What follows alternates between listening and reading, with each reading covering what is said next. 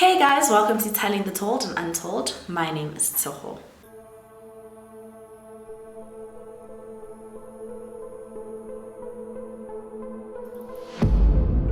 For today's video, we are going to be discussing Antonie Wessles as well as Juan Havenga, who were often called Tweedledee and Tweedledum because they were two gay men in a relationship, and they were sometimes called the gay serial killers, and they operated in South Africa in the early 90s. I got most of my information from a book by Antonie Wessles, which is titled Blyeveld, Dossier of a Serial Sleuth. And if you don't know who Blyeveld is, you've literally been living under a rock. Like, where have you been? He was an amazing detective. His success rate is 99%.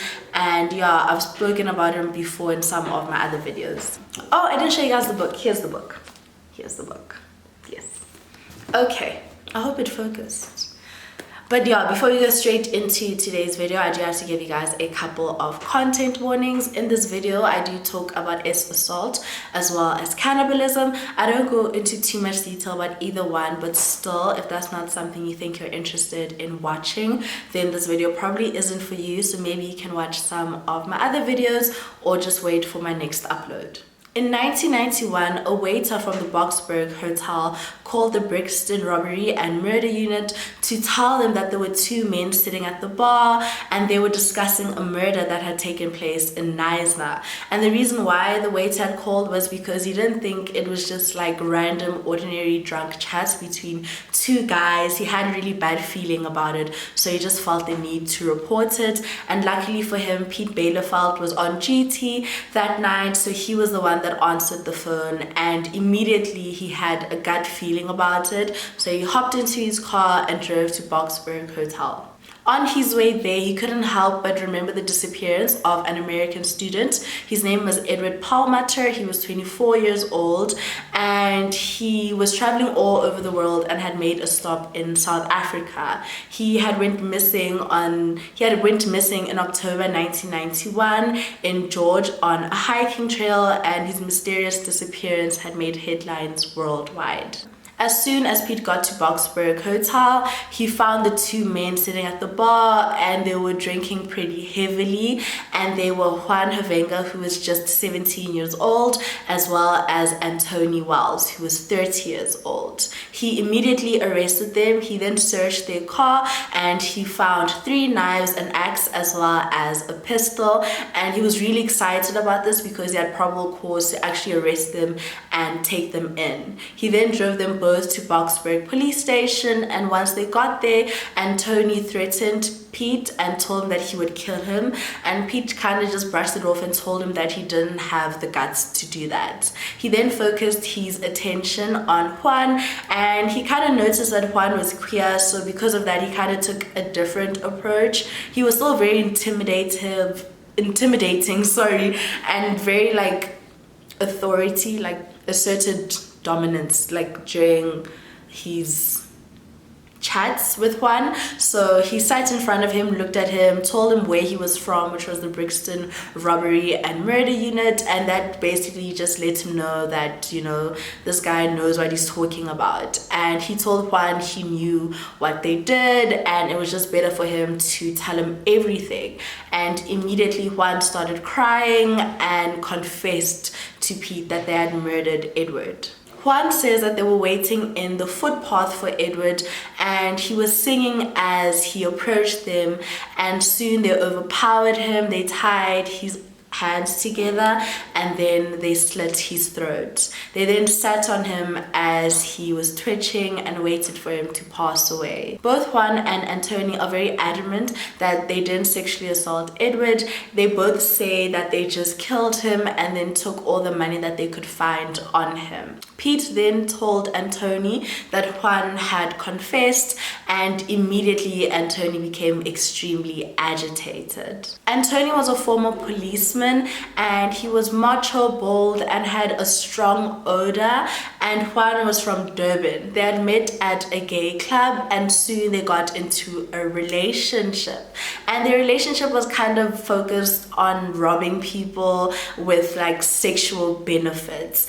And when they didn't have enough money to book a motel, they would sleep in their car, and they used this car to travel all over the country. They said that they focused on homosexuals because they were a soft target and easy to intimidate. And I also just think because that's who they were attracted to, so it was easier for them to maybe like sexually assault them or something like that. During the investigation, they found a man that had been attacked by Antonie and Juan, and his name was Clive Newman. On the 12th of November 1991, he was found lying on Blue Water Bay Beach, and his throat had been slit almost ear to ear. Miraculously, he survived and he went on to become an Anglican priest, but in a twist of fate, he was murdered in Grahamstown in 2009. After their confession at the Boksburg police station, Pete took Juan and Antonie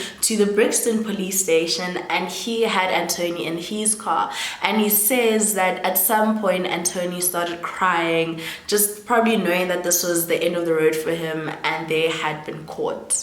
Pete had a feeling that this wasn't their first and only murder, and soon they confessed to 2 others. The first one was a boy they had kidnapped in Durban, and the second one was a retired force major that they had murdered and left in his bathtub.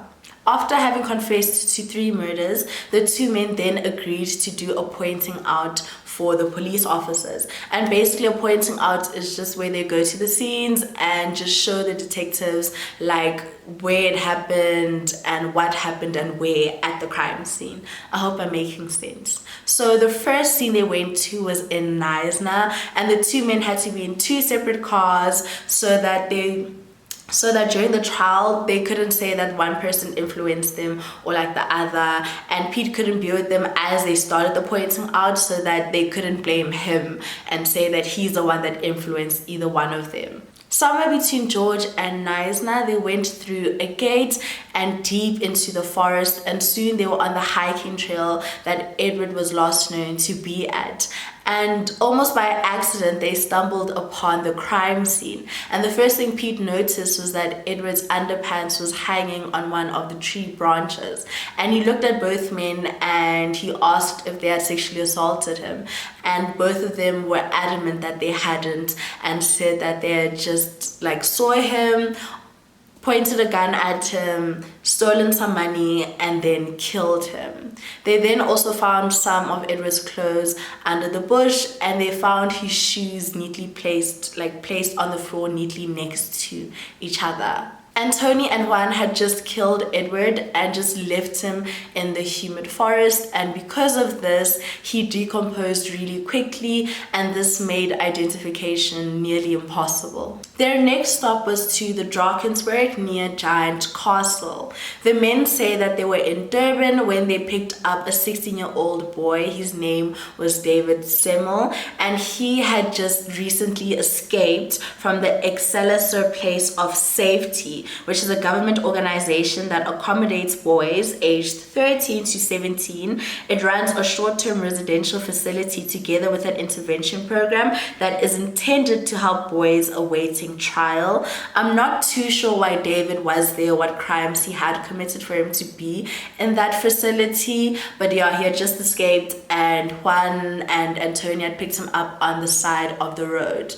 They then drove towards the Drakensberg, and then they took out all their camping gear and they found a campsite. Once they got to the campsite, Juan then sodomized David, followed by Antonie. They then strangled him. They claimed that afterwards they were hungry, so they went around looking for food and they couldn't find any. So they then decided to slice off a piece of David's buttocks and fry it. And when Pete asked them how they felt after having sodomized David and then eating him, essentially, they said that, it was just meat, like had no remorse, zero remorse, and felt nothing. It was like it was just any other type of meat, They were hungry. What else were they supposed to do? When they got to the campsite for the pointing out, David's body parts were scattered all over, and the campsite was so isolated that if Antonie and Juan hadn't done a pointing out, it's likely that David's body would have never been found. Despite Antonie being the older of the two, Juan was the most dominant. He was the aggressor. He initiated things. He was the one who had sodomized David first and had been the one to strangle him as well. Their third and final stop was in Pretoria, where the two men had met a gay retired Air Force major, and his name was Jacob Joubert, and he was 47 years old. All three of them got together. They went to Jacob's flat. They engaged in sexual intercourse, and after that they drowned him in his bathtub, where he was later found. On the 2nd of December 1992, Antonie Wessles was found guilty and sentenced to death. His sentence was later amended to lifelong imprisonment. Juan Havenga, who was a minor at the time, was also found guilty, and he was sentenced to 35 years in prison. In 2015, Antonie Wessles was up for parole, and Edward's family were extremely distraught by this, and they pleaded with the South African government to not release him on parole because they believed that he would never be rehabilitated, and once he was out of prison he would just go on to re-offend. And that was the last information I could find about Antonie Wessles and his parole hearing.